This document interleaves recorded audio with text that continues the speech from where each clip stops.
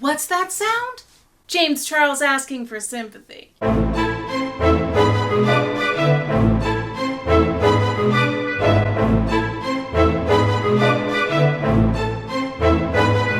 Hi, my name is Hannah. Welcome back to my second channel, Hannah Needs to Yell, and today I need to yell about how James Charles will never change. As the old saying goes, no change in heart, no change in me, apparently.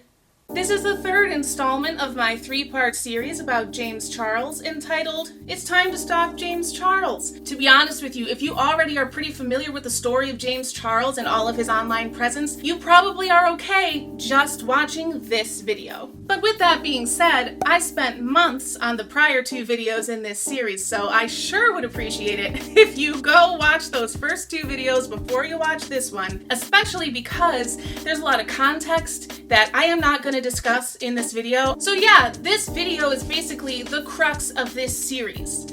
We've spent two videos looking at James Charles's dangerous entitlement. We've spent hours looking at how that shows up not only in his public life, but also in his private life. And how, to me, it's basically the core, the crux, the main thing that he needs to fix, and yet the thing that he simply cannot or will not change. At least not while he has this public platform, in my opinion. I have shown you all the examples of all the bad shit that James has done. He is at the stage now where he needs to learn, grow, change, etc. in order to be re-accepted into our internet society and be a trustworthy content creator again. So here's what we're going to do today.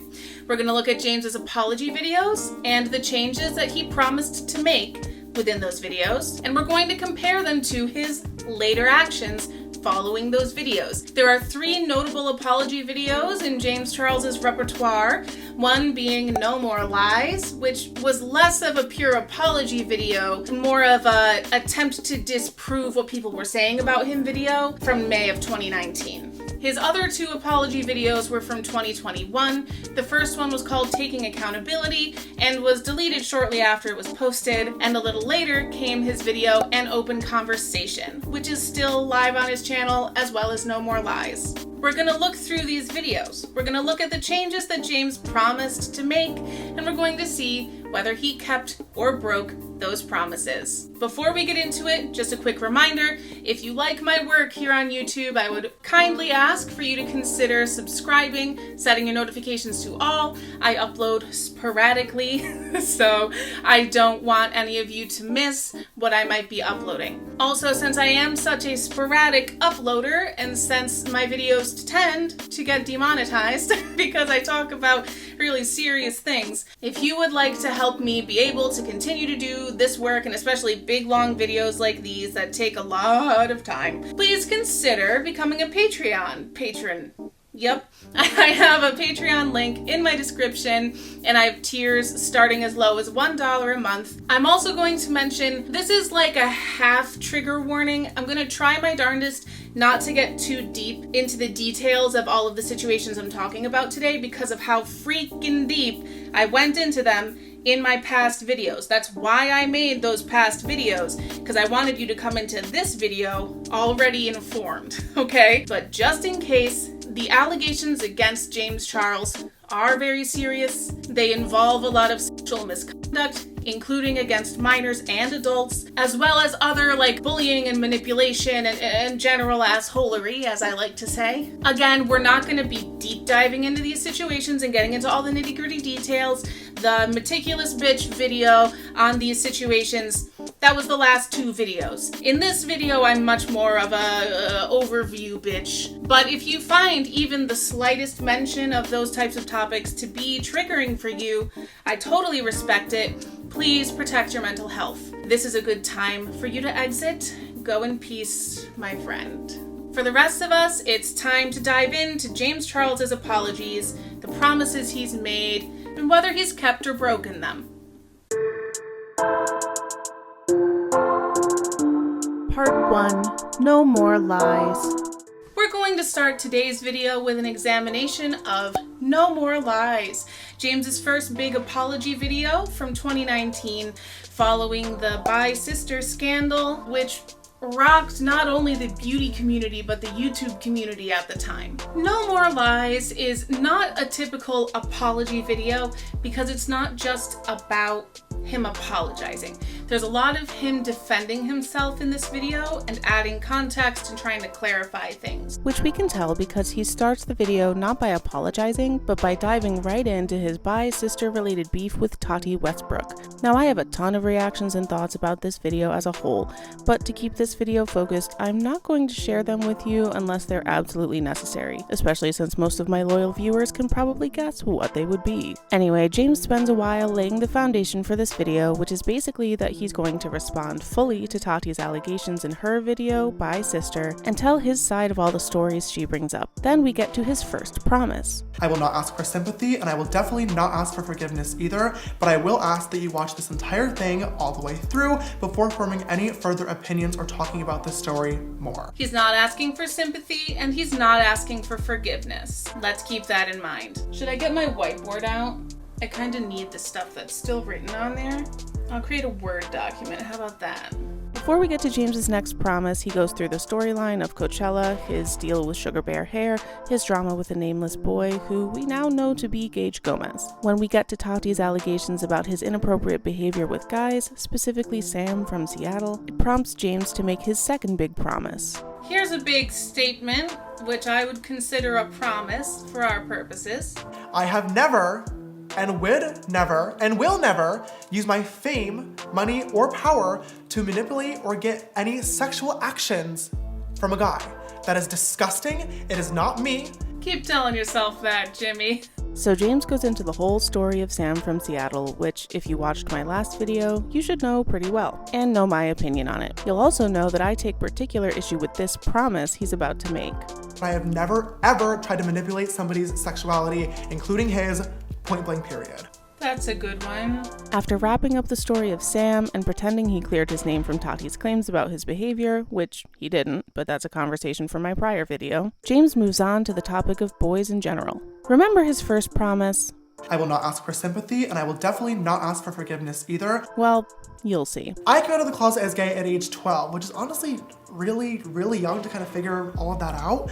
All my other friends were having their first kiss underneath the playground slide or getting into their first relationship and talking all about it. And for me, I was on Pop Tropica and social media networks trying to make friends and trying to find out what else I was interested in. I never really got the opportunity to experiment with love and learn from that as a growing teenager, and I think that that's honestly left me kind of underdeveloped as a person in a lot of different ways. So he's not asking for sympathy, but he does want us all to know all the ways that he missed out on love as a teenager and a child, and he wants us to understand that. Oh, there's a word for that. Empathize. It's right on the tip of my tongue. Here's the thing, it might feel to him in the moment like he's just explaining himself, but when he makes a comparison between all the fun that everybody else gets to have versus the barrenness of his love life during the same time period, if it makes you go, "Aw, that's sad," then that's evoking sympathy in the other person. You can provide context all you want, but providing context is not the same as a sob story, which is what we've got here. Didn't think that promise would be broken so fast. James keeps breaking this promise several more times in this video, not technically, but basically asking for sympathy about what he feels like is him learning how to date very publicly. Having millions of people watching you learn can be very tricky. What I'm annoyed about is him specifically saying I'm not going to ask for sympathy and then asking for sympathy. And when he says he's not asking for forgiveness, when you make somebody feel really sympathetic toward you and present yourself as some kind of a victim, someone to feel sorry for, it evokes that will to forgive. That's the issue. James does this promise-breaking, not asking for sympathy but definitely asking for sympathy tactic several more times throughout the video. but it's a while before the next one because next up, to help explain his constant mentions of liking straight boys, he calls Jeffree Star to the stand in his defense. Which, I mean, I always thought that if you find yourself holding the same position as Jeffree Star, that should be a bright red flag that you need to rethink your position. But hey, I'm just a plebeian micro-influencer with no sexual misconduct allegations pending against me, so what do I know? Anywho, soon we get to James's next promise. In the past, whenever I have found a guy cute on Instagram or on social media, I have slid in the DMs with a simple hello or a nice compliment. If anybody ever made it clear that they were not interested or were not gay and didn't want to talk, I always apologized for the unwanted attention, and the conversation was put to a halt immediately. There's a promise. So this is how he sees his pattern of behavior here. And let me make it clear here, when I'm talking about promises, I'm not talking about just him saying, I promise I will blank. I'm also talking about where he describes things that we as the audience would not have any way to find out other than through him. It becomes a promise because he's basically saying, I promise this is what happens. This is what I do. I would never out somebody. I would never try to manipulate someone's sexuality. I will never use my fame, money, or power to manipulate or get sexual actions from a guy. Those are promises. Just because they don't come with the words, I promise, doesn't mean it's not some kind of promise. I do take full responsibility for sending these messages, and this situation has definitely taught me that sending messages that are so forward and direct like this are unacceptable, and I no longer will do that moving forward. That's a more outright promise. And a commitment to future change. Jackpot. Next up, James talks about apologizing to guys he had sent past raunchy messages to, and then quickly moves on to, well, we're gonna hear him out for a quick second. People are treating hashtag James Charles' over party as an open invitation to add to the narrative with lies, which is not only harmful to me, but it's also creating very, very dangerous stereotypes around the LGBTQ plus community. Wait, what's that sound? James Charles asking for sympathy. For example, Zara Larsson, who's a pretty big singer, tweeted saying that I messaged her boyfriend multiple times knowing he was straight. And this tweet got almost 500,000 likes before it was deleted. Had I known that he was dating Zara Larsson, I clearly never would have messaged him in the first place, but this is all very hypocritical considering this is how Zara Larsson found her boyfriend. I'd like to pose a question to you, the audience, and ask, why is it okay for Zara Larsson, a woman with a public platform, to tweet these photos of a shirtless man and say, who are you, where do you live, how old are you, why are you so fine, and how do you like your eggs cooked in the morning? But for me as a gay man to DM the same person in private with a simple compliment is predatory. Because there's a difference between a public post and a private DM. I want to make sure that I talk about this because I don't want him to use this as another excuse and another way that he's not asking for sympathy, but definitely is. She publicly tweeted pictures of an attractive guy. She didn't tag him. She doesn't know him. As you can see, who are you? She's just commenting on how hot somebody is publicly, which is a different kind of thing than sending a private message, crossing what to me is kind of a boundary from a public conversation into a private, more personal conversation, sending a message that says you're ... really hot. That's a much more direct form of communication, and it's a much more genuine rather than joking attempt to get his attention. We just have to acknowledge that there is a difference between a public post complimenting somebody that you don't know versus seeking somebody out, going to their DMs and writing them a DM complimenting them for being hot. There's a reason that you say things in DMs because you're not comfortable with it being public. Why are you messaging strangers things that you're not comfortable saying publicly? Also, did you do any research to see if this guy was single before you messaged him? Not that James necessarily thought this was going to lead to a relationship, but it seems like that's what he was fishing around for by DMing every attractive man under the sun. So you might want to check that type of thing before you send the DM. Anyway. These stereotypes around gay men have been and continue to be very, very harmful to the community and have been historically used to villainize gay men in society. I'm not sure what stereotype he thinks is being perpetuated here. That gay men hit on straight men? Is that... I don't know what I'm missing. James continues to detail why he's a victim of meanness from strangers' lies and from Jeffree Star, who was sending him harshly worded texts and publicly threatening to publish a video where several of James's alleged victims would tell their stories. And he's not asking for sympathy by bringing all of this stuff up, is he? Jeffree said that one of the people he would include in his expose video was Grayson Dolan. This leads us to James's next promise. I have to admit, bringing up Grayson Dolan was pretty clever. At the height of all these allegations and stories going around, both of the twins unfollowed me, not wanting to be associated, and fans started speculating that the rumors could be as to why. Too bad that aside from our pre-planned collaborative jokes that happened in the Sister Squad videos, me and Grayson flirting, nothing ever happened between us. Okay, so this is another promise in my opinion, but it's not the type of thing that I'm gonna put on the list. James says that all of his flirty interaction with Grayson Dolan was pre-planned. I'm gonna just go ahead and disagree with that. I talked in my Johnny Depp versus Amber Heard live stream about how I went to school for musical theater. I can tell the difference between acting or schmacting as a result of the amount of like analytical work I've done with acting. So, here is an example of what I believe to be a pre-planned joke between James Charles and Grayson Dolan being flirty here. James? Grayson! Hey, sister. Hey sister, how are you? Miss you the most. We're actually going to mukbang IHOP right now. You want to come? Oh, I am pretty hungry, but can you just like bang me instead? Yay! We acquired our sister. That was our intro idea for James. After hours of searching collab videos, this was the only clip I found that is clearly pre-planned, scripted, etc. All the other clips looked like natural, in-the-moment, improvised banter. So despite what James claims, I believe that the vast majority of the other clips of James flirting with Grayson was not scripted, not pre-written, not pre-planned, unless they had a general overall, whenever James is around Grayson on camera, he's going to flirt with him. I don't know, find me a script that says that. Let me show you some examples of what I believe to be, in my opinion and my speculation, James's more genuine flirting with Grayson Dolan. Cut to Grayson's Nutcracker collection so you guys can see how serious he is about his nutcrackers.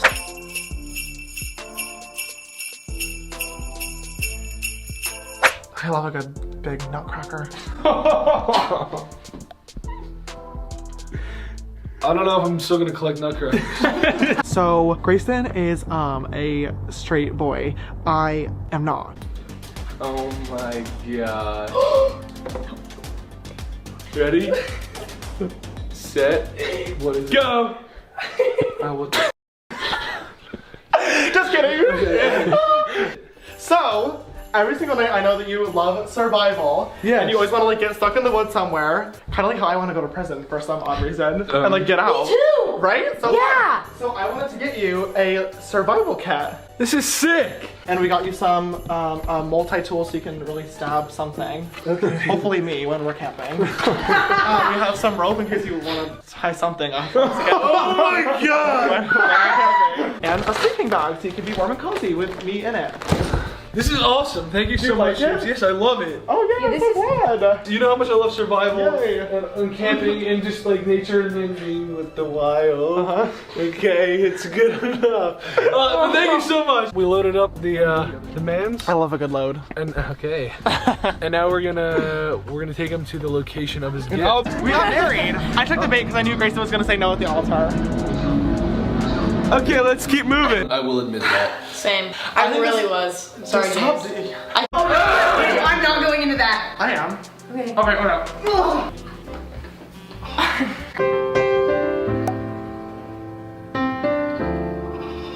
Hold the tips and push them together. Push the tips together. Don't say I that. love pushing the tips together. Stop. You need to put up here and then up here. Okay, I approve. And then we're good. Okay, I approve. And then my stick can go into the box. I'm gonna stick in the box. Oh, no. Jesus. Oh, fuck. Happy birthday. A lot of that stuff was off the cuff, ad-libbed, and made up on the spot, not the type of stuff that you can script. So I really don't believe that everything, as he said, was a pre-planned, pre-scripted joke with Grace and Dolan.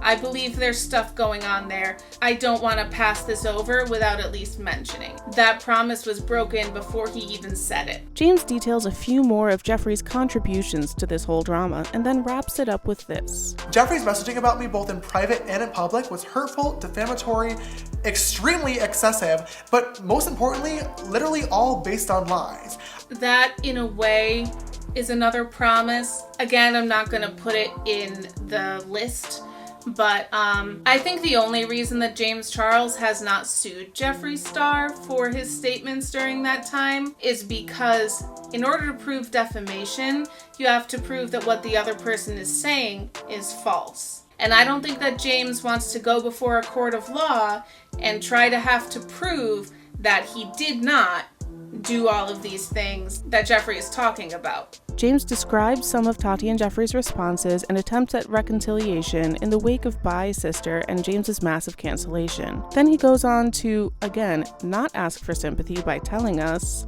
everything that happened still really, really hurt. I wouldn't wish what I went through upon even my worst enemy, no matter how angry I was. James goes on to detail some dark mental health struggles that he faced after the Bai sister backlash. And listen, I don't want to discredit what James was feeling here. I wholeheartedly believe that James's mental health was impacted by the massive cancellation that followed Bai's sister. In theory, there is nothing wrong with him expressing that, except for one thing. This is clearly a very planned out, thought out, scripted, edited, produced video, not a raw, off-the-cuff apology like he originally published in response to Bai's sister. Because this video is at least mostly scripted, and that script includes the line, "I'm not going to ask for sympathy," followed up by like a dozen ways he tries to garner sympathy, this moment of vulnerability can seem fake, manipulative, and or deflective.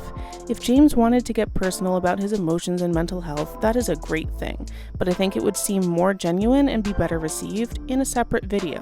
Anyway, he moves on to make a statement against bandwagon hate and cancel culture, which, strangely enough, seems to be something that only canceled people do. Then he makes his next promise. Right now, I have a lot of positive changes that I want to work on in my life. Okay, these are the direct promises, the positive changes. First and foremost, I really want to focus more on spending time in person with the people that I love and care about the absolute most. And I also have a lot of work to do in terms of getting my mental health back to where it needs to be. So the only positive changes that he listed had to do with self-care, like spending time with his family and friends and loved ones, and taking care of his mental health. He said maybe one or two outright statements earlier on about I'm not gonna message guys such direct, forward flirtiness anymore, but I would expect a little more something. But instead, he just moves on to give updates on his merch line and his tour, which, spoiler alert, never happened. He then says he'll be taking a break and makes yet another promise. On my last few videos, I've definitely noticed quite a lot of comments talking about my ego or my attitude getting the best of me and getting to my head, and I appreciate the constructive criticism and feedback, and after a lot of reflection, I think you're right. I've lost focus, and that sucks so much, but I want to get back to it so badly. He does this thing. Instead of saying, "I'm sorry," he says, "That sucks." And he just did it right here. So with the comments about his ego getting the best of him and that he's lost focus, that would be a great place to say, "I'm sorry."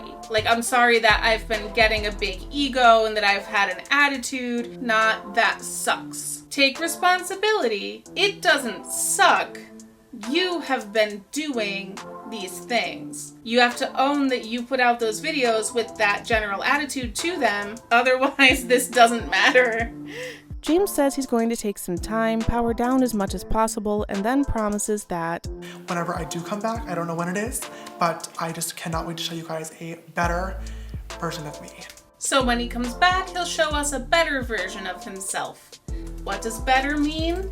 What specifically should we look forward to seeing change? Dunno, but he'll be better.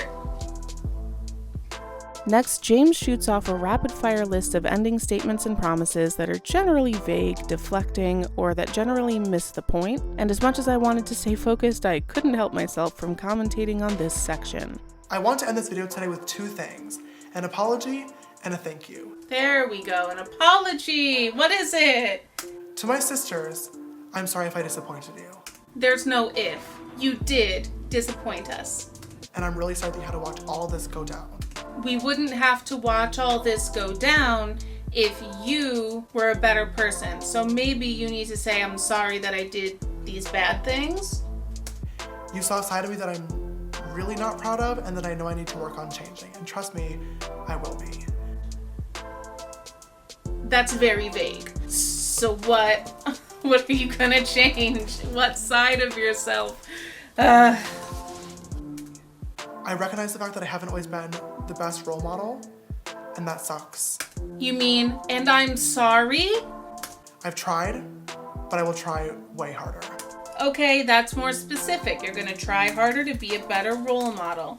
His thank you utilizes some of the promise-breaking tactics we've already seen in this video. You guys helped fill my heart with love when I truly didn't think anything would be able to. But he's not asking for sympathy. When it felt like the entire world hated me, Not asking for sympathy. He's not the victim here. He's just providing context. bye, sister. That is the dumbest wave I've ever seen. It's so big. Anyway, here we have this delightful list of promises from James Charles. So let's take a look and see which of these he kept and which of these he broke. As far as not asking for sympathy, that already happened over and over again in his No More Lies video. I feel like I've covered that point. As for not asking for forgiveness, it's true. He never said the words, "Can you please forgive me?" So in an outright way, he never asked, but like I said before, garnering sympathy by telling all those sad stories definitely softens the heart and makes it more likely for people to want to forgive you. So in a more subtle way, broke that one. Saying he has never, would never, and will never use his fame, money, or power to manipulate or get any sexual actions from a guy. Whew, that's a tough one. We already know, based on the last two videos, that with his dangerous entitlement in his relationships with Gage and Sam, he already did that. That's already broken. But we can also look at almost all of the relationships that we talked about last time. And every time that I wrote down power imbalance on that list, yeah, that's him using at least his power to get sexual actions from a guy. And the times when he was saying he would fly people out to him, that's using his money and power to manipulate or get sexual actions from a guy. So that promise has been broken since before he even made it and continually broken afterward. Him saying he would never out somebody, I don't know that I have any evidence that he has not kept that promise. However, him saying that he has never tried to manipulate someone's sexuality, including Sam's, point blank period, also not true. He tried to manipulate Gage's, Sam's. You could say that he tried to manipulate Jeff Wittick. In his collab video with Nikita Dragon, Nikita and he were talking about how they're out here converting sometimes. A lot of times, like you said, we're about over here like converting sometimes. Yeah, we're over here like converting sometimes. Yeah. And then of course you have his tendency for weaponizing cross-dressing, which I talked about at length in the last episode. There is absolutely nothing wrong with cross-dressing in my opinion, unless you do what James does, set your dating profile settings so that only straight men will see your account, and then be a gay man cross-dressing as a woman, posting those photos, and then get all confused and offended when someone calls you out for that and says that you're trying to catfish people. Hey, this is Editing Hannah here, popping in for just a second since I'm making some big statements to remind everyone that all the stuff I just talked about is laid out in my prior episode of this series. So if you want details on that situation, go to that video and utilize the timestamps to find your way to the topics that you care the most about. Most importantly, let me remind everyone of a few things. 1. Everything I'm saying in this video is an opinion and an allegation based on publicly available information. 2. Any bad behavior that James displays is not a reflection on anyone other than James Charles himself, the one and only, the individual. He does not represent the entirety of the LGBTQIA2S+ community. 3. Cross-dressing is not the same as being trans. And 4. Neither cross-dressing nor being trans are bad in any way. Okay? Are we clear here? If not, go back to episode 2 and go to the catfishing section in the timestamps. There's tons of details for you there. Okay, let's go. He was overly pushy and flirty and touchy with Sebastian Javier, a straight musician. He was also overly openly flirty and forward and direct with Shawn Mendes, another straight musician. And if this is representative of how James communicates with straight guys, after his 2019 issues with Bi Sister, that whole scandal, I'm still looking for the growth and change. As far as manipulating somebody's sexuality, Hussein Beydoun told James that he was straight, and then James said, "Would you be willing to experiment?" He tried to justify it by saying, "What? It's not a big deal. I'm not literally there ready to suck your dick. Like, what's the big what?" As if Hussein was the one being unreasonable. Finally, and this is a big one for me in terms of manipulating somebody's sexuality, apparently, according to Hussein, James sent him an unsolicited private photo. That's a problem. And it makes me question these other times that James is saying, well, as soon as they told me they were straight, I stopped talking to them. Did ya? Because that's clearly not what's happening here. And then James goes on to publicly drag this kid because he exposed the fact that James was doing this manipulative shit. He says he unadded Hussein after months of not talking, after Hussein told him he was straight. So James is just refusing to address the inconsistency between James saying, I stopped talking to you after you said you were straight, and Hussein saying, after I told him I was straight, then he asked me to experiment. Then he sent me a dick pic I did not ask for. I never manipulated anybody's sexuality. Point blank, period. I'm going to highlight all the broken promises in gray. And all the ones that he did not break, I'll make green. Because that's good.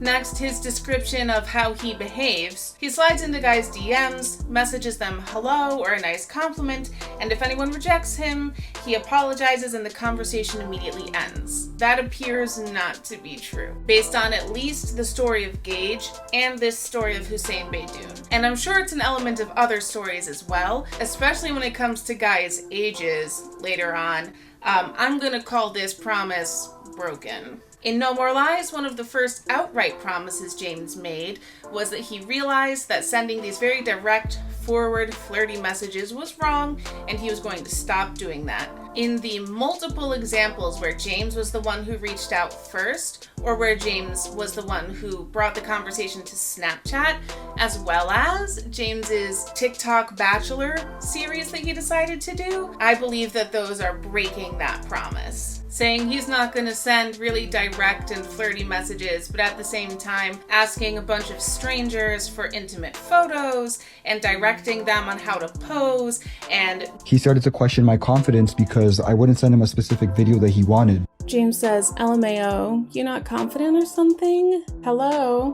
Ozzy sends something, it gets opened. James says, you've sent me that same image like 4 times, LOL. Which I find very, very disrespectful. Their interaction got heated at 4 a.m. I'm on video call with him and I'm like, oh, why aren't you talking? And he goes, oh, I have to text, I can't talk, which is obviously very weird. I told him I heard my parents wake up and he goes, oh, can't you go to the bathroom where your family can't walk in, LOL. I literally said to him, I'm tired, I need to sleep. It's like 4 a.m. and I said that my parents are gonna wake up, I need to sleep. And he didn't care. Like he kept putting that under the rug. He's like, yo, go to the bathroom, do this, do that. And when I didn't do what he wanted to give me a whole lot of attitude because I didn't want to do what he wanted. Like, do you not have respect? That's freaking direct and forward, James. And that's all after you made this promise in 2019. So I'm gonna call that promise broken.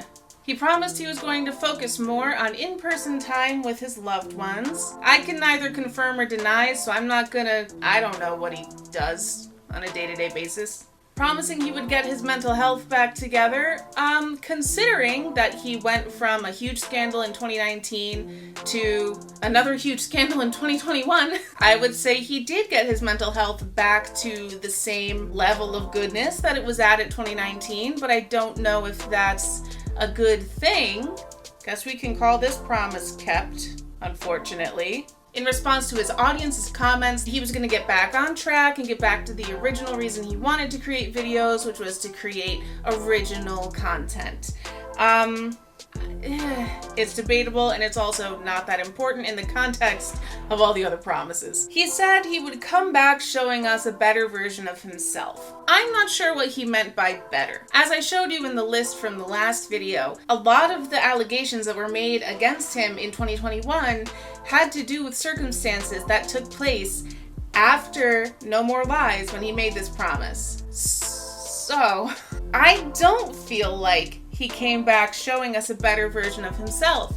If anything, it became a worse version of himself, because in this second wave cancellation of James Charles, suddenly all of the people that were coming forward to talk about what had happened between them and James weren't just straight guys, they were also young. Some were young and gay, some were young and straight, some were young and there wasn't really a clarification on their sexual orientation, but young is the problem.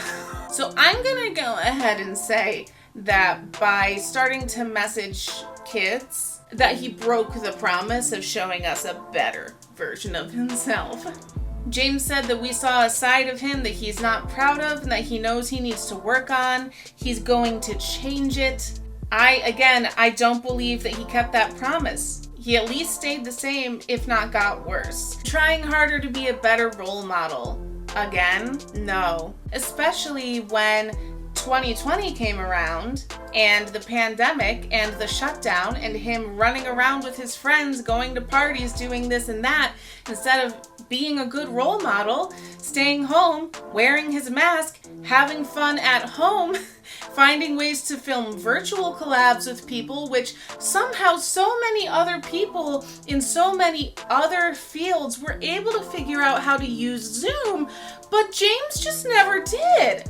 It's so weird. So yeah, I'm gonna say that promise is broken. So final tally. Out of the 13 promises James made in No More Lies, there are 2 that he kept, 2 that I don't really know the answer to, and that leaves 9 promises that he broke. And honestly, the promises that he broke were the more important promises that he made anyway. But hey, maybe by 2021, he had learned, he had grown, he had changed.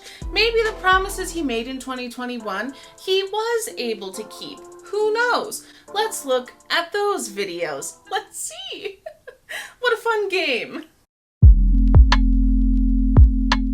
Part 2. Holding myself accountable. No More Lies was the standard that James set for his behavior moving forward after May of 2019. We already see that he has broken a lot of the promises that he made in 2019. So the promises that we're looking for in these 2 apology videos from the 2021 scandal lay the foundation for his future actions up until the present. We're gonna watch Holding Myself Accountable, which is James's first attempt at an apology video for the 2021 scandal, when he was called out repeatedly by especially minors who were taken advantage of and victimized by his behavior. James ended up deleting this video after a lot of backlash over one particularly quotable line, which we'll get to. Let's see what changes James is promising to make moving forward from 2021 into the future, 2022, the current era of James Charles. Holding himself accountable with the volume way the freak down so no one can hear him holding himself accountable. Hello everyone, James Charles here, and today I'm going to be... My volume is all the way up. James starts off by letting us know this video will address recent allegations that came out against him, reminding us of his past scandal, and telling us that while No More Lies was a very planned, scripted response video to those allegations, this one is not. It is merely outlined with a few notes of points he wants to make sure to hit. Then James makes his first promise of the video. Today's video is going to be from the heart. So this promise here at the beginning of what this video is going to be, speaking from the heart, talking about what happened and holding himself accountable, I do feel like that is what he did, and that's why this video ended up being trashed. Next up, James apologizes to anyone he's hurt or made uncomfortable, then apologizes to his fans and loved ones, basically for publicly fucking up again. I felt like this was an improvement over his last apology video. It's good that he starts right out with saying he's sorry to people that were hurt. He's not very specific, but I think that that's a good place to start. Whereas in No More Lies, I don't know if I heard him say sorry at all the whole time. Next up, James promises that he understands his actions and why they are wrong, and that he won't make excuses for his behavior in this video. Then he acknowledges the time and date of this recording. I'm filming this on the night of March 31st. It is currently 12:54 in the morning. I'm alone here in the studio, and I know that when I upload this tomorrow, it is going to be April Fool's Day. I think he could have waited a day to upload this video. Don't upload this type of video on April 1st, dude. Come on. You know it's not gonna go over well. Don't do it. He follows that up by assuring everyone that this video is not a joke to him, providing an ineffective trigger warning where he just says trigger warning but doesn't say for what topics, and then gets to the heart of the matter. In case anybody isn't aware of what's going on, within the past couple of weeks, 2 different people, both under the age of 18, have recently come forward saying that they had inappropriate messages with me on social media. One of them being from last year and one of them being from more recent. In both of these cases, I added these people on Snapchat, asked how old they were right away, was told that they were 18, believed them, engaged in a flirty conversation, and then later on found out that they were actually 16.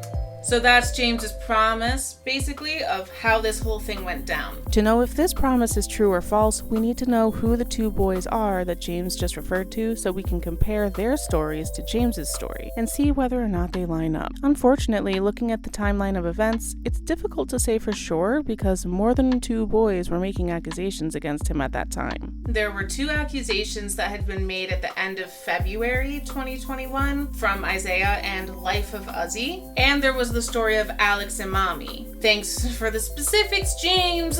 Wants to be held accountable, but like, only a little bit. Only if you can solve his riddle to figure out what he's even talking about. I'm assuming that by the time James filmed this video on March 31st, he was either talking about Isaiah and Alex and Mommy or Life of Uzzy and Alex and Mommy. And to be honest, these 3 guys' stories directly contradict what James says here in his promise of how things went down. If you want all the details on these boys' stories, I discussed them in my last video, so I recommend you go watch that for the full stories. But in short, all 3 of these boys were underage when they interacted and had inappropriate conversations with James Charles.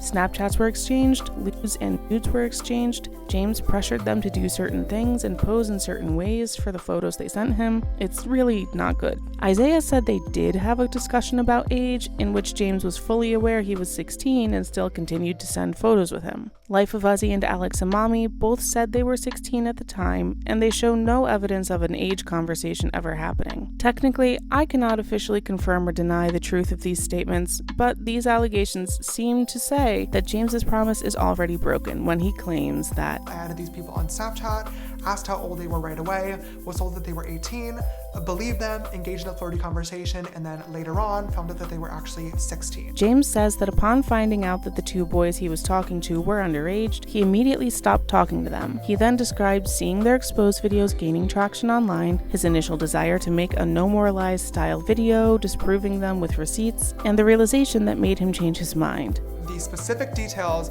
of the interaction really don't matter because I fucked up and I needed to take accountability for my actions and most importantly apologize to the people that were affected by them.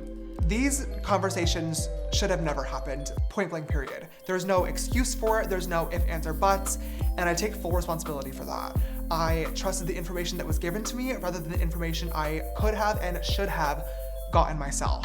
In both of these situations, doing research into these people's public social media profiles would have revealed their true ages, and therefore these conversations would have never happened in the first place, but I didn't do the research, and that is what is so embarrassing.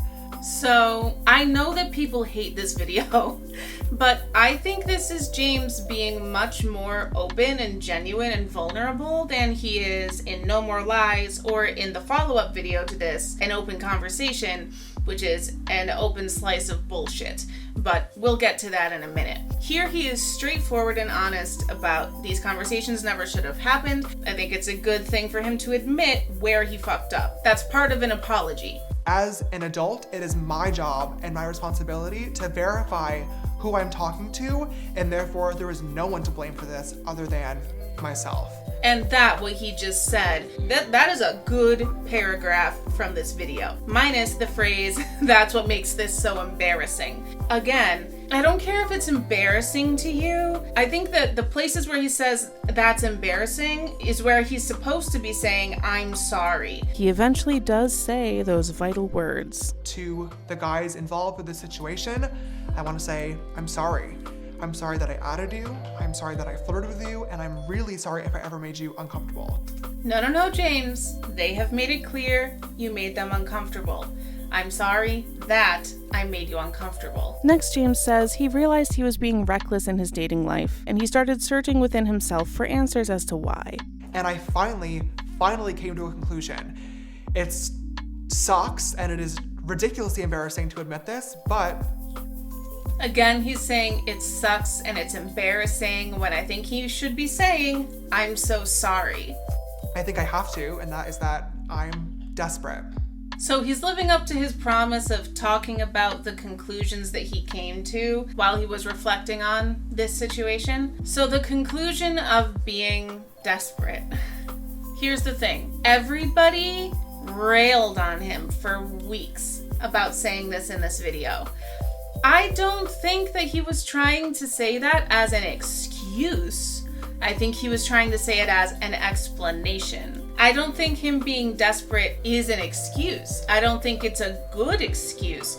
I also don't think that James thinks that in this moment in the timeline. I think he's trying to say this is not a good thing about me, but it is how I feel right now, and it is how I have been feeling that caused me to behave this way. He's not saying, I was desperate, so it's okay that I did this. He was trying to explain the mindset he was in at the time. He's trying to admit his flaw. It feels like that one sentence from him invalidated the whole video for a lot of people. I feel like there was a little tiny seed of actual change, actual self-reflection, actual potential for growth. And as soon as it started to sprout, the internet didn't like what color it was or what shape the leaf was, and so they stomped on it and dragged it in the dirt. Because I feel like this video is much more sincere than an open conversation, it just frustrates me. I'm not surprised that we got an open conversation, which was a much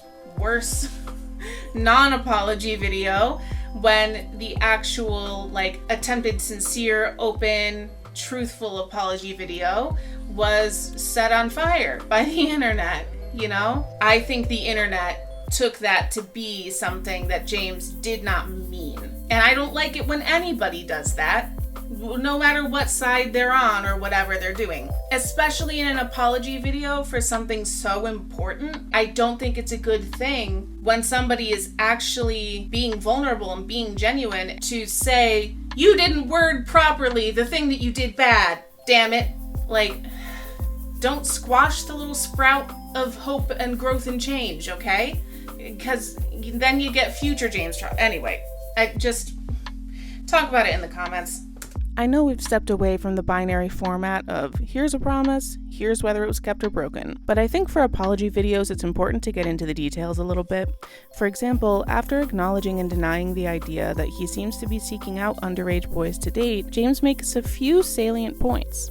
The idea of actually being in a relationship became so important to me that I was willing to trust too quickly, miss out on red flags, and most importantly, not take the precautionary measures that really anybody, but especially somebody with a public platform, should be taking before talking to anybody, and there's no excuse for that.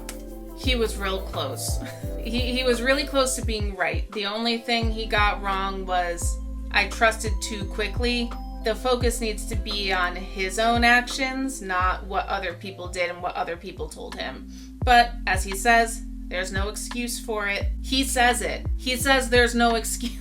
James goes on to describe how he came to these recent conclusions about himself and his dating life. He starts back in 2019 in the Bi Sister scandal. While he still stands by his No More Lies video as a factual masterpiece, despite its many flaws, which I have pointed out throughout this series, he also says he recognized then that clearly something wasn't working and he needed to change. Then he makes an admission that we all know by now, but it's good to hear him say it. In that video, I made a vow and a promise to myself and to you guys as the audience that I will be way more careful moving forward.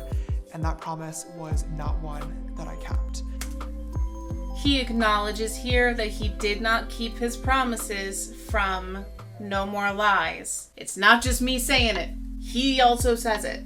That's an important thing to admit and to acknowledge. That's another reason that I think this video is important, and I wish that he had kept it up. James continues to describe some of his mistakes. He says that right after the Bi Sister scandal, he thought his main issue had to do with straight boys, but that if he had taken the time to properly reflect on himself and his actions and listened to the advice of his loved ones, he would have seen that it was a much deeper issue. He also describes that his desire for a relationship never really went away, and fully admits that it was gross and weird for him to think he could message just anyone and basically use his Explore page as a dating app. He says he's sharing his thought process and his conversations with professionals behind the scenes so that he can properly hold himself accountable for how he got here. He says it so fast that it's kind of a jumbled word salad, but to me this kind of sounds like he thinks this process of reflection and conversations is how he is holding himself accountable. Like his self-punishment is to make himself talk to professionals, whatever that means, may or may not be therapists, who knows, to get to the bottom of his issues? I don't know for sure, let me know your takeaway. Anyway, he moves on to the topic of power imbalance, which he says was first brought up in 2019 and was now being brought up again. He explains how at first he didn't understand why he was being accused of using his fame, power, and money to get what he wanted from guys, because that was never his intention. This time, however, he seems to have had a breakthrough. What I wasn't getting before is that the excitement that comes with talking to a celebrity is literally enough to make somebody do or say something that they normally wouldn't, even if that celebrity isn't intentionally weaponizing their fame, money, or power.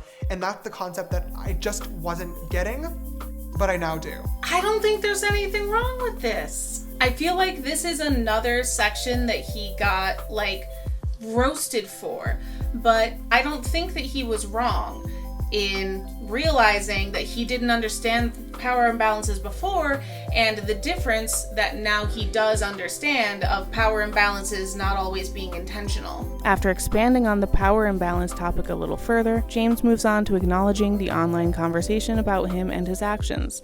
And finally, we get to another promise. I understand that posting this video today is not going to stop those conversations, but is going to spark more of them. And that's something that I am completely okay with, because I really feel like these are topics that we need to be speaking about a lot more.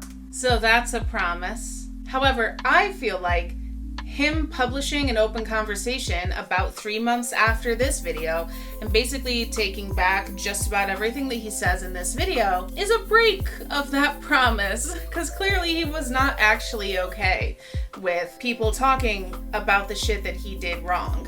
After passionately reaffirming this soon-to-be broken promise, James adds, My hope and my expectations are not to, press post and then forget about it and move on and wash my hands as if nothing happened, because something did happen. And what happened was not okay, and I don't want to just forget about it. I should have been more careful in every single way when it comes to the ways that I was looking for a relationship. I didn't do the proper research, and for that, I'm once again ashamed and embarrassed. He said ashamed and embarrassed when he should have said sorry. Again. He makes another promise to his audience. I am really, really glad that I now fully understand the situation, so I'm able to do better in the future, and I really hope to show that to you guys. As far as his promise that he fully understands what he did wrong, I feel like he gives a pretty decent description of the power imbalance that he didn't realize was going on, the research he should have been doing to verify people's ages before talking to them. Again, as much as everybody gave him shit for saying that all of a sudden he understood this stuff, I guess I just have you never had a light bulb moment before? I feel like he had a light bulb moment with this. Sometimes they happen about very serious stuff. I know that for me in my life, I've had several light bulb moments like that, especially if it's like he said, where this power imbalance thing has been a theme for him since 2019, and he finally got it. That's not just a light bulb moment, really. It's 2 years of trying to think about what am I not getting, and then suddenly someone gives it to him and he's like, oh, somebody probably said it to him in a way that he understands. I feel like to the best of his ability at this time, he did keep that promise of saying that he understood it fully. It was as fully as he could understand it in that moment, I guess is what I'm trying to say. I'm really, really glad that I now fully understand the situation, so I'm able to do better in the future, and I really hope to show that to you guys. There's another promise. He wants to change and he's going to show that to us. Ricky Murda? Hello? Anybody? Yeah, broken. Again, here toward the end of this video, James shoots off a rapid-fire list of statements and outright promises. I'm making a promise to all of you right now on camera that I will be way more careful moving forward with every single person that I speak to. My For You page and Explore page are not dating apps, and I will stop treating them as if they are. Even in this more genuine video, he still makes promises that he ends up breaking just with the Ricky Murda situation. He says his social media is not a dating app, and then he pursues Ricky Murda after seeing his Twitter. I also have already started asking for proper identification from every single guy that has either reached out or that I was speaking to, and will continue doing so for the rest of time. Nope. He started asking for ID? He stopped that practice by December when he was talking to Ricky Murda, and he ended up talking with somebody else by accident and then threatening Ricky Murda with that other person's photos. James goes on to promise that he now understands the root of his problem, his full responsibility for these situations, and the impact of his platform. It's good to hear him say those words. I don't think that that's a promise that he kept. Based on a recent Instagram photo of him tucking, I don't think that he's really aware of his platform, and especially his child audience, at all times. I didn't understand how a situation like this could affect the people involved, but now I do. And for that, to the victims, I am so, so sorry. He said sorry, hooray! Also, he used the word victim, which is very important here. And I promise that something like this will never, ever happen again. And that promise was broken with the Ricky Murda situation, and probably other situations that we might not know about because of the tactics it appears that James is using to keep people quiet. James finally wraps up by apologizing to his fans as well as his friends, family, and team for not heeding their warnings about this type of behavior, and announcing he would be taking some time away to reflect and educate himself. He also notes that while he won't be posting, I do want people to know that I will still be here, available, listening, and learning. Which is probably why we got his follow-up video, An Open Conversation. As we can see, James made a lot of promises in this video that he did not keep. He also made some revelations that I feel like were good for him to make to himself. He didn't necessarily have to share them with the world, and I think the fact that he did share them with the world is what ended up shooting him in the foot and preventing him from moving forward positively. So James posted that video on April 1st, 2021, and kept it up until July 1st, 2021, when he returned from his social media break with a video called An Open Conversation.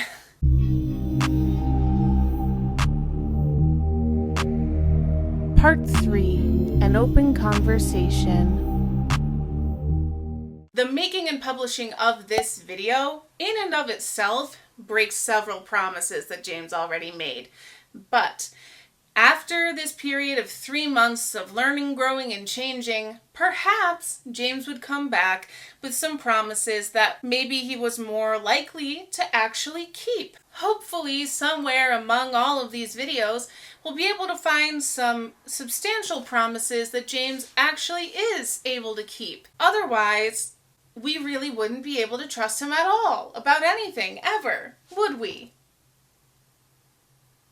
Would we? Let's take a look. Hi sisters, James Charles here and welcome back to my YouTube channel. How interesting that in the last video where he was holding himself accountable for his wrongs, James was wearing a black shirt. And in this video where he comes back to, spoiler alert, deny everything, he's wearing a white shirt, presenting himself in a much more angelic fashion. First of all, wow, it feels so weird to say those words out loud. Oh my gosh. How Sister Shinshir. Sorry, I stole that joke from Fat Sajak, and that's why I stumbled while saying it. I love Fat Sajak. Anyway. James starts off this video with some irrelevant comments, buttering up the viewer by saying how much he missed them, wishing them a happy summer and Pride Month. These are not promises from James, but I still want to discuss them briefly. There's a lot of generally inappropriate, unrelated shit that he says in this video. I'm going to hold myself back from ranting about that because it's obvious that he shouldn't be talking about, I hope you had a great Pride Month and here's all the fun things I did for my birthday in his comeback video from being gone for sexual misconduct reasons. I think that you're a smart audience who gets that. Just gonna let that fuse cool off. We're just gonna focus on the promises. After a few more icebreakers and platitudes, James reminds us why he was gone for 3 months and lays out what this video is about. This has been some of the most important months in my entire life in terms of personal growth and self-reflection, and I'm really looking forward to talking to you guys a lot about that in today's video. So he's promising he's done a lot of growth, self-reflection. That's what we're going to talk about today. Let's hear about all the growth and self-reflection. I really want this today to just be a super honest, raw, unfiltered, sit-down conversation between myself and anybody else who wants to listen. So it's honest, raw, and unfiltered. Okay. James tells us he has some serious topics to discuss, including what did and did not happen a few months ago and addressing the overall response to holding myself accountable. He also says he'll describe some positive changes in his life. So he's going to talk to us about the realizations he's made while talking with all of these people. He says professionals in holding myself accountable and in this video. He never says therapists. He never says psychologists. He never says counselors. I really want to hear him talk about going to therapy just once in one of these important moments. James explains that he'll be doing makeup during this video because it helps him focus and makes an interesting pivot that I feel I should point out. That last video was definitely not a great one. It was a miss, and that really sucks because that video was super important. I'm sorry? Is that what you meant to say? He thinks that the last video was a miss and it was not a great one because people misunderstood him or, did what he said he knew was going to happen, which was continued talking about his bad actions. And yeah, there are critiques to be made about that video, dude. But that doesn't mean that you need to call the whole thing a miss. Because calling it a miss invalidates all the important things you said in that video that you won't say in this video, such as, I'm sorry, to the people he made uncomfortable. So perhaps this is a strategic take-back?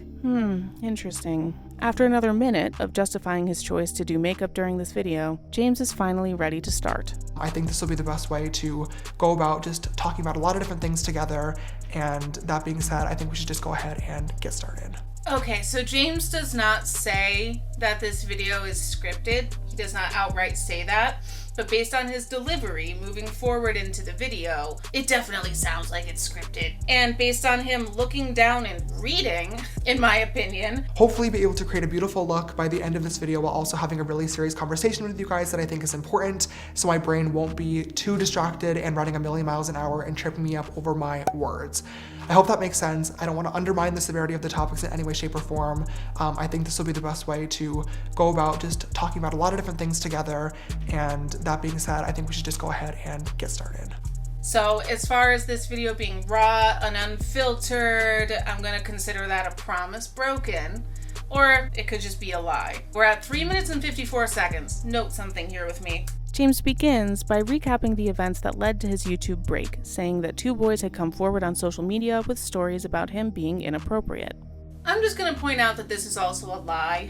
We can consider it a broken promise in terms that he is trying to represent to the audience that this is what happened, but that is not what happened. before he made his holding myself accountable video, 4 different people had come forward describing their individual conversations with James Charles, and there was a 5th person who was talking about his high school behavior, so there were at least 5 different accusations circling, not just 2 guys who had talked about inappropriate conversations. As James continues recapping and recalling his responsibility in these situations, he still manages to include his opinion that they had lied to me about their age and that I absolutely did not groom them. So again, this is another either lie or promise that he's making to his audience that can be proven to be broken.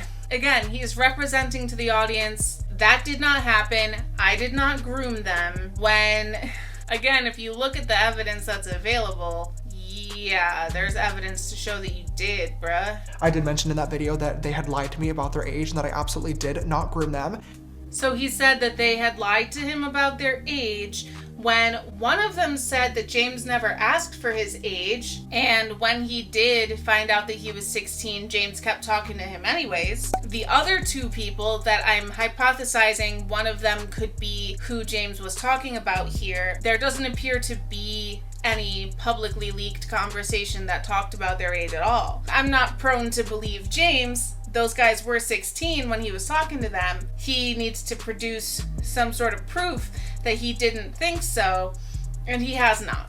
From here, James goes on to acknowledge his responsibility and passionately deny the idea that he is treating this situation lightly, because it is the most embarrassing thing to ever happen to him. Then he references his response to his previous sister scandal in 2019. I uploaded a video making a lot of promises to my audience and to the public that I was going to work on myself behind the scenes, and I did. I spent 2 years, changing my behavior, changing the way that I went about dating and flirting with guys. This is weird, isn't it? Because in holding myself accountable, which he posted 3 months earlier, he said, in that video I made a vow and a promise to myself and to you guys as the audience that I would be way more careful moving forward. And that promise was not one that I kept. But now here he is in July saying that he did keep those promises. So which one is it, Jimmy? I think we all know the answer, but I just want to make sure that you know. And I don't think you do. He continues misconstruing these events to his audience. Now, 2 years later that this is happening again, even though the situations are not connected, even though it's a different thing. It's not really a different thing because you didn't learn from the first situation. In fact, it exponentially expounded upon itself to become the second situation. So if, again, after 3 months of learning and growing and changing camp, he cannot see the similarities between the bi-sister scandal and this scandal, I don't know if he's ever going to get this. It really looks as though I have made no progress, I haven't listened, I haven't learned, and that sucks so much. I think you mean, I am so sorry. He apologizes again to the people who matter the least. And I said it in my last video, but I will say it again to everybody close to me, to all my friends, my family, my fans. I am so sorry for disappointing you guys and letting you down once again. I am waiting for the apology to your victims. Can I just also point out, remember I told you before to hold on to the fact that at 3 minutes and 54 seconds, he starts his makeup routine, he starts talking about this. It is now 7 minutes and 52 seconds, so we're at about 4 minutes. This is a 30-minute video. That 4 minutes is the only time that James spends talking about his responsibility and what he did wrong, and now he's about to change the subject. Now, like I said, obviously I have absolutely no problem holding myself accountable for things that I did do, but I also do think as creators, or not even really creators, as human beings, we should also be able to defend ourselves on things that we didn't do. That's what the next 12 minutes-ish is about. All the things he's going to say that he did not do. If you're keeping up with the math, that means after spending 4 minutes taking some sort of responsibility and kinda apologizing for the true stories about his misconduct, he then spent triple that time to defend himself against and paint himself as the victim of the allegedly false stories that came out during his break. And just like that, James pivots into discussing his real priorities here, which simply seems to be narrative spinning. I do want to take some time in this video today to just shed some light and further information on some stories, that either did or did not happen and that I saw being spread on social media while I was gone, because I think it's really important that you guys have the full picture of what actually went down. Except he's not going to actually give us that full picture. After what felt like weeks of somebody new coming forward every single day, it eventually became the 20 victims of James Charles. I am not going to go through this list one by one because I know that nobody wants to sit here for an hour listening to me talk about this. He leaves it vague, which leaves this cloud of self-victimization around him, leaves the audience confused. We don't know who to believe.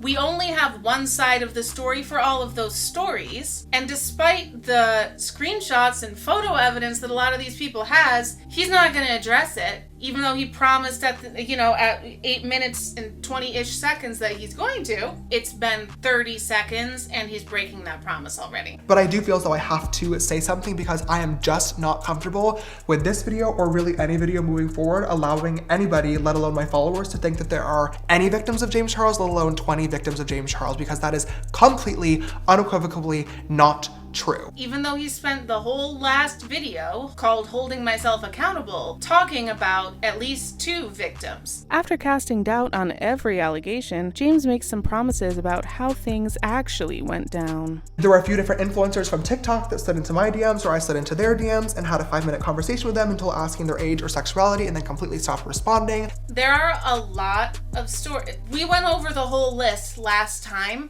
In a lot of those stories, there was no conversation that was shared about their age or their sexuality. So I would like to see those screenshots if that did actually happen, James. Without specifying at all, James goes through different categories of allegations against him, without addressing anyone by name or presenting any of the evidence against him or offering any evidence in his favor.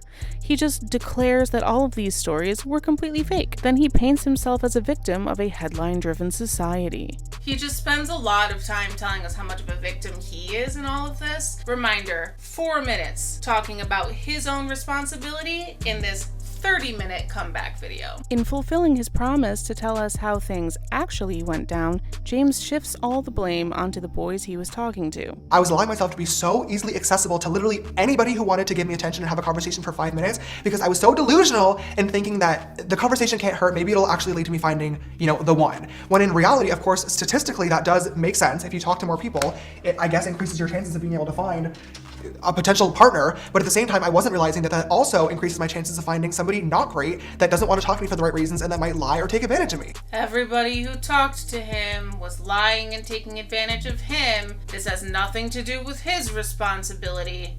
Got it. Finally, James reverts to his clout-chasing argument, and I revert to losing my patience. If you make a video about me, your experience dating or talking to me, whatever it may be, whether it's completely real or completely fake, it will go viral on social media. I'm gonna throw up. After months of saturation in James's voice and cadence and lies, I hit my limit, and I just started skipping around to make sure I didn't miss anything big, which quickly led me to James's next promise. In no way, shape, or form am I trying to invalidate victims or victim blame or victimize myself either. After spending 6 minutes doing just that, gross. When I posted my last video, I recognized that although I was not guilty of what I was being accused of, He spent the whole last video apologizing for what he was accused of. I'm gonna lose it. I was not innocent in general. So I'm not trying to invalidate any of those people, but at the same time, you can't be a victim of something that did not happen. That's why this video feels scripted. It feels like a PR team put this together, and that's why at the same moment that he posted an open conversation, he took down Holding Myself Accountable, because the two videos cannot coexist. They contradict each other heavily. And like I said, this one feels much less sincere than Holding Myself Accountable. It's definitely less apologetic, and it makes me want to bash my head into the wall. And no wonder this is so frustrating. James can't even keep his broken promises straight. For example, he shames people for clout chasing because all it does is discredit and disrespect the people that were actually affected in the first place. Wait, James, I thought nobody was actually affected in the first place. I thought there were no victims of James Charles. James goes on to make some poor excuses for why he's not providing evidence to clear his name, including this promise about screenshots. I don't have them. I don't believe you. Which he follows up by saying his receipts wouldn't be good enough anyway. No matter what sort of receipts or screenshots or proof that I include or share online, there's always going to be a group of people that refuse to believe it because the narrative and the drama and the tea is simply more fun and more entertaining. And that really, really sucks. Actually, James, if you provided receipts and screenshots and proof of what you're saying, it would actually help your case. Nobody wants to believe that you're some kind of a disgusting predator. And if you have proof that would clear your name, why the fuck would you not show it? And that's what makes me believe that you don't have that proof. Not because you can't scroll back through your messages and take screenshots, but because the messages that do exist support the other people's stories, not your narrative that you're currently pulling out of your ass right now. All I can hope is that there will always be people out there who are willing to let other human beings learn and grow from their mistakes. And I just really look forward to hopefully showing that in the future.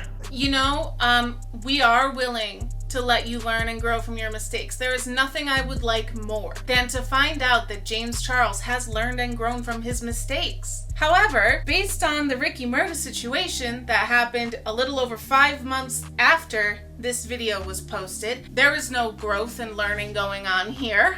Without any evidence, without any screenshots, without any proof, where are we supposed to find the growth and learning that you're talking about?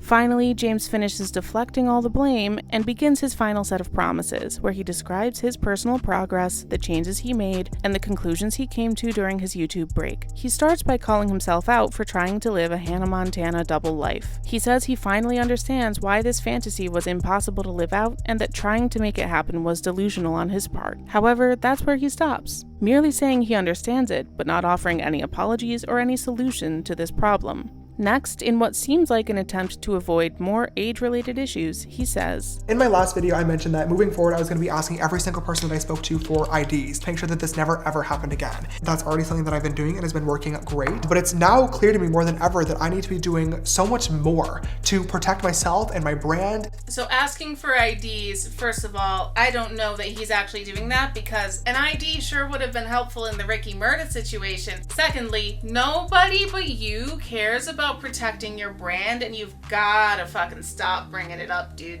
And that's it. James stops listing the ways he's going to change in the future, and instead describes how he learned these lessons by making mistakes in the past, starting as usual by misstating the 2019 situation yet again. I got called out for flirting with straight guys, so I stopped allowing myself to be a science experiment.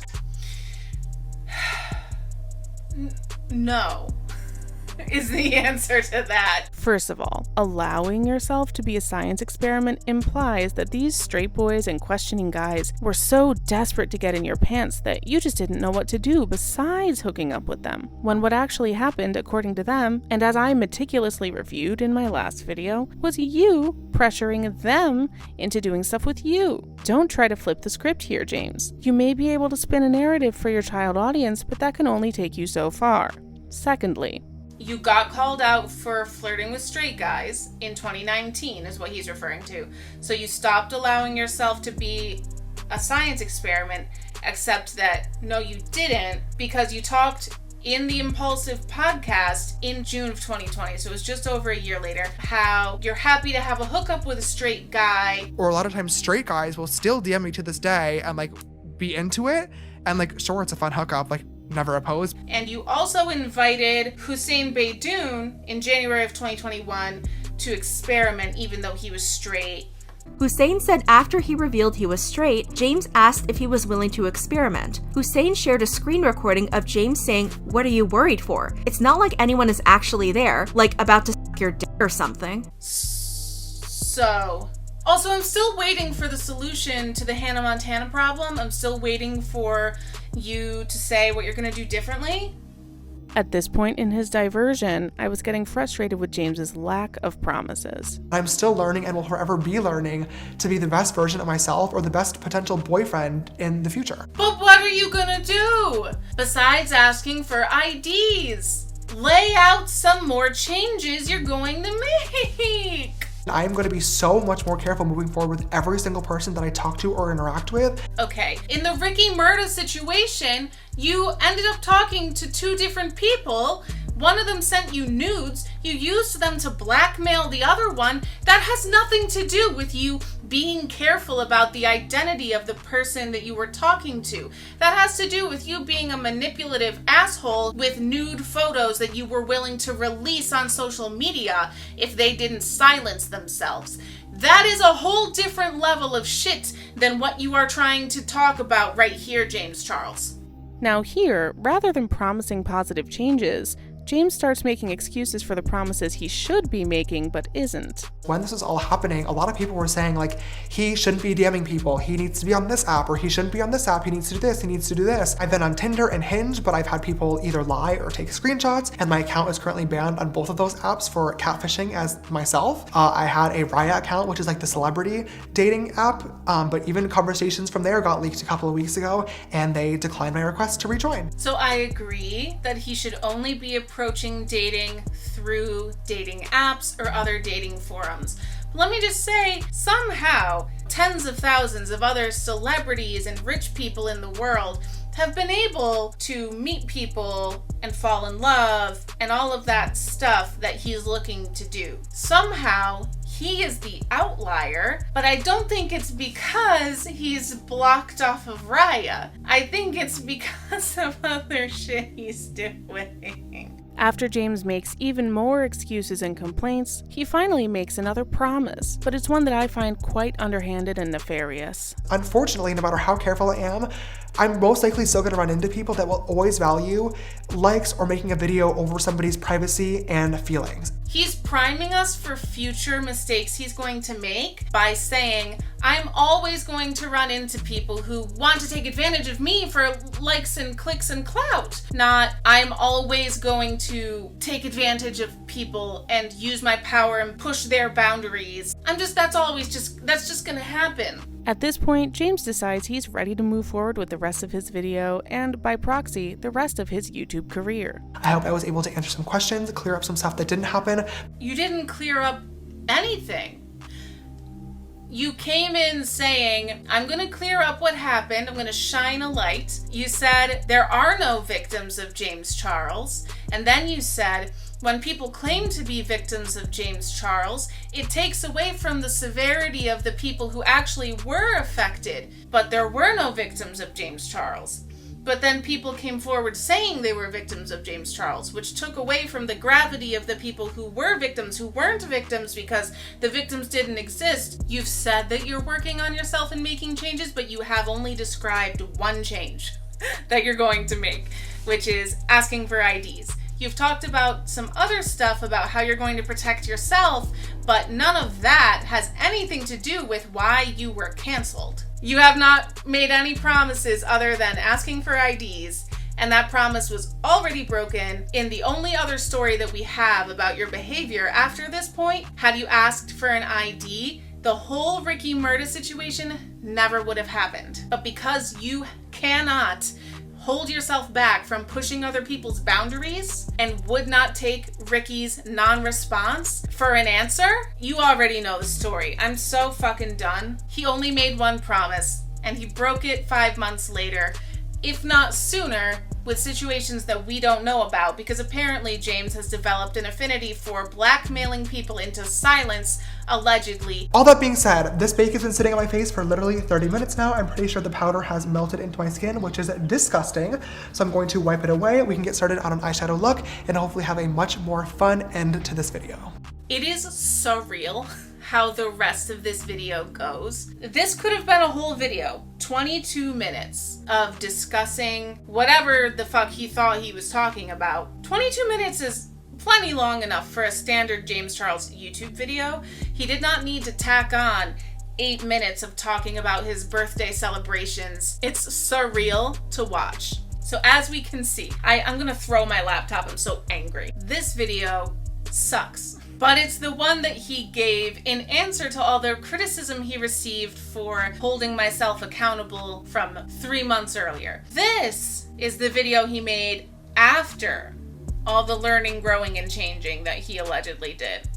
I think if anything, he learned not to make any substantial promises because there were very few. What is clear after this video is that James Charles showed no sign of change after his 3 months off, After coming back in July of 21, we didn't hear much about his dating life until December, when the Ricky Murda situation came out, and that was only bad news. And a more severe situation, a more potentially criminal situation than a lot of the other stuff that had happened up until then.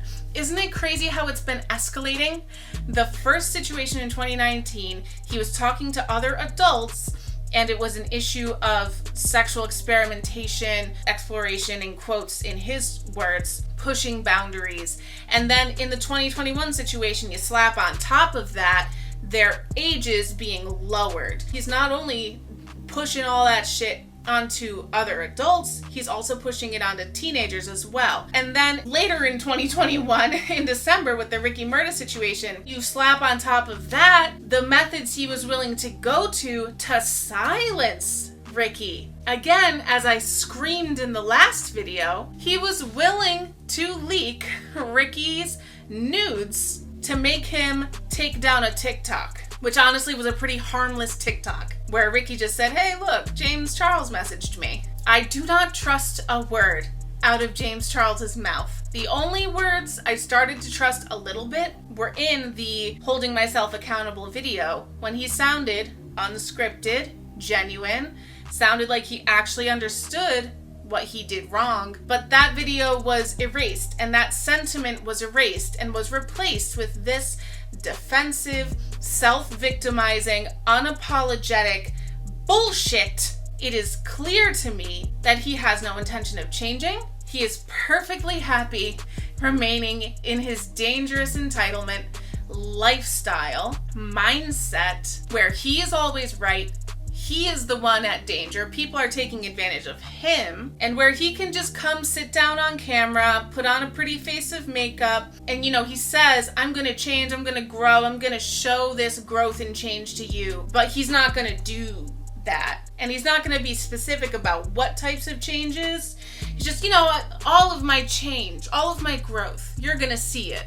That's what angered me the most about the Ricky Murda situation, was that after promising, I'm gonna show you my growth, I'm gonna show you my change, you're gonna see it, the next thing that we saw was the Ricky Murda situation, which was the most escalated situation out of all of them. I see no reason to trust James Charles.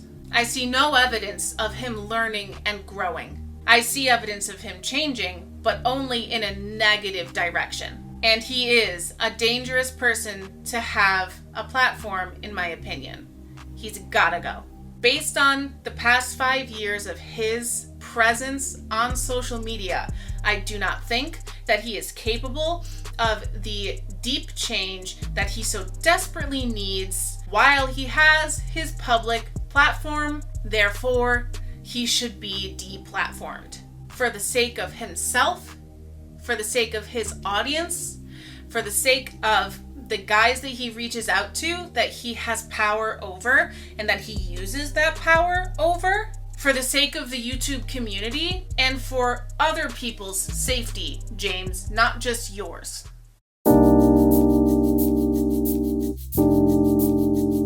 Conclusion.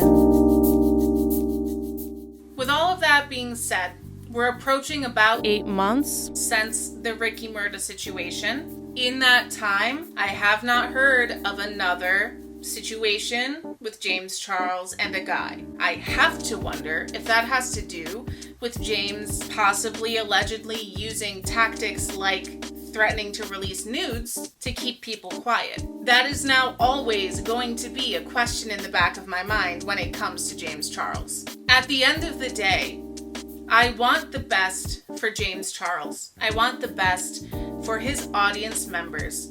If he will not fix himself while he has a platform, he needs to lose the platform. If he continues to victimize people while he has a platform, he needs to lose the platform.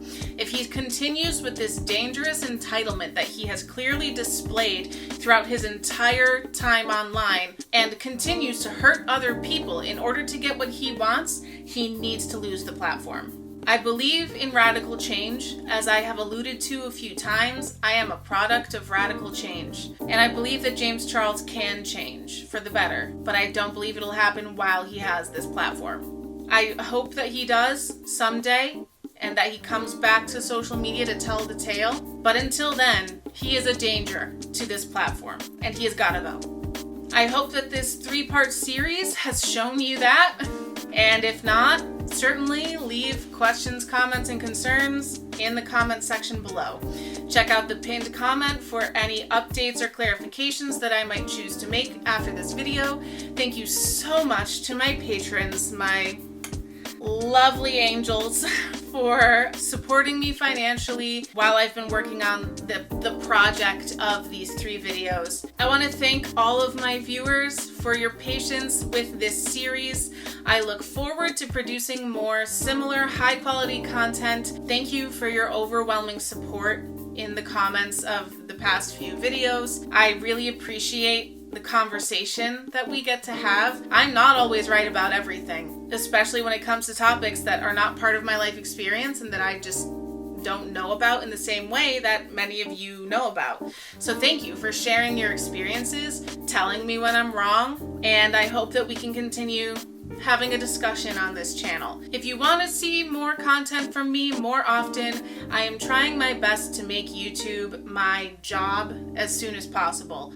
If you want to help contribute to that, subscribe to my channel, like this video, share this video, become a patron if you want. I start Patreon tiers as low as $1, $1 a month, or you can go above and beyond that if you wish, you know. If you've watched to the end of this video, if you've watched to the end of this series, you are an absolute champion, and I'm proud of you. I'm thankful for you, and clearly you support what I'm doing here, and I truly, from the bottom of my heart, I appreciate that. Now that we have had this big old conversation about James Charles, it's time for us to leave it behind. Let the toxicity go. Let the grossness slide off you as you leave this video and go into the rest of your day. I hope that you do not carry his wrongs with you in your mind and in your heart and in your soul. Take a moment, take a breath, let it go, and move forward. We are watchers of these online situations. We are not in them, so we can feel peace. With all of this knowledge and all of this understanding of James Charles and, you know, the way that I can look at him and his patterns of behavior and the impact that I feel he's having on this platform, that you can respond to this video however you see fit and then let it go. That is my hope for you. We can break our arms holding on to other people's shit all the time. Just gotta let it go sometimes. Anyway, thank you so much from the bottom of my heart for watching this video, especially if you've made it all the way to the end. Check out my description for sources and links to my other social medias and my Patreon. Subscribe if you want to, like the video, share the video, all that jazz, etc. Thank you so much for being here. Peace be with you always. Bye.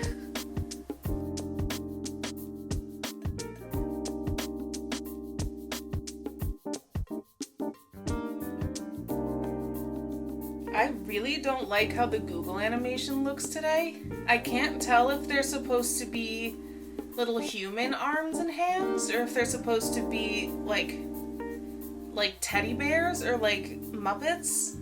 Father's Day 2022. Shit, that's tomorrow.